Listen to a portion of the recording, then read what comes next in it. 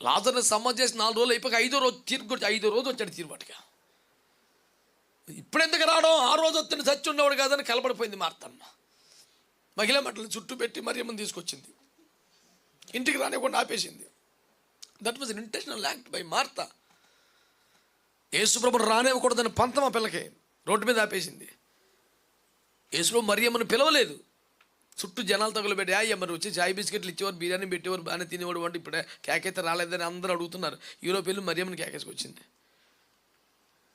మరియమ్మకి ఏం చెప్పింది, యేసుని పిలుచుచున్నాడని. పిలవలేదు అసలు.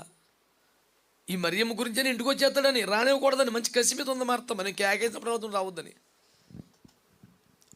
అలాంటి వారసులు ఇప్పటికే ఉంటారు సంఘాల్లో. వీళ్ళు కేకేసినప్పుడు రాకపోతే తొగమే. ఇంకా ఈ యేసులోని రోడ్డుని పెట్టేసింది. పాస్టర్ గారి పెద్ద లెక్కే ఉంది. నువ్వు కేకెత్తే రావాలి, లేకపోతే మొత్తం కూటం రివర్స్.